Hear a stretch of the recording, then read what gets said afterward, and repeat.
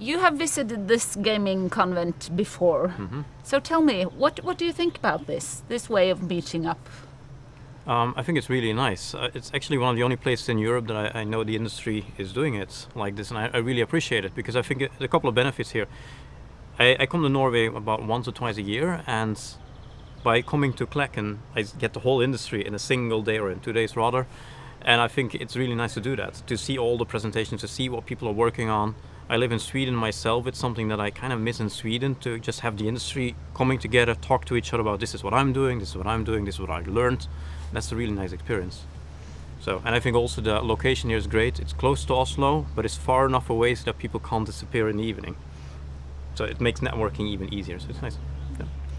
So before you came here, what did you know about the Norwegian game industry and Norwegian games?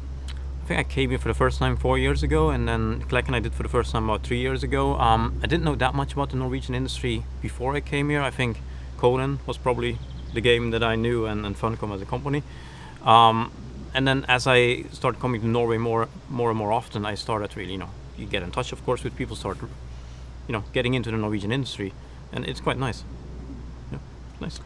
And the Norwegian industry is growing, and of course the aim is to grow faster and higher up to the sky. Yeah. And you've had huge success with some of your games. What is the secret to success? Okay, if you step back 1 second to the Norwegian industry as a whole, I think what defines the Norwegian industry now, especially coming here every year, is there seems to be a lot of games that are single player, they're pretty story driven, which is nice. Games that try to explore a certain story or a feeling or emotions, or try to go a little bit further than that, for example, focusing on depression, which is really nice. I think that's the strength.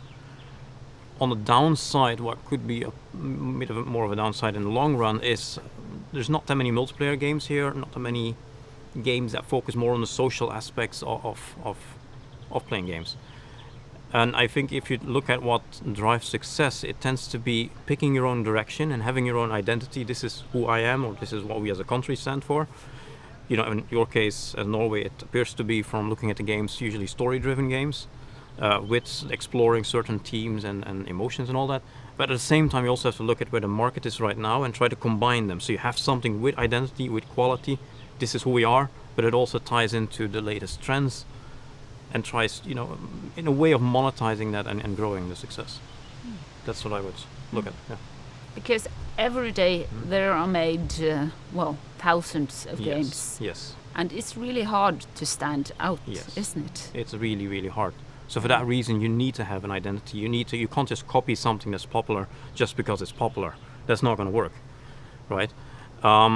But at the same time, you can't just ignore the market either. It has to be a blend somewhere, and I think that's kind of what we did with Fortnite. Obviously, that is using mechanics that are found in other games as well, but it's given our own twist.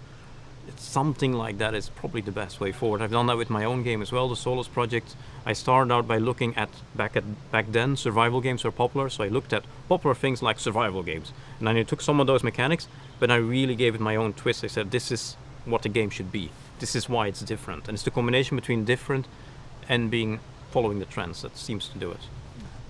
Fortnite, it's been a huge success. How early did you understand that this is it? This is going to be big. Well, we had anticipated it. Of course, you make a game and you hope that it's going to do very well, and you do everything in your power to get to that point. But it doesn't necessarily mean it's going to work out.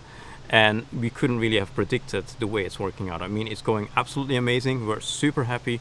We totally appreciate all the players, everyone who's working with us. But I mean, you can't, of course, predict a success like this. So, but you can try, and that's what we all work for. And not just that, of course, also the enjoyment of actually making a game. But yeah, it's one of the things that drives you. Yeah.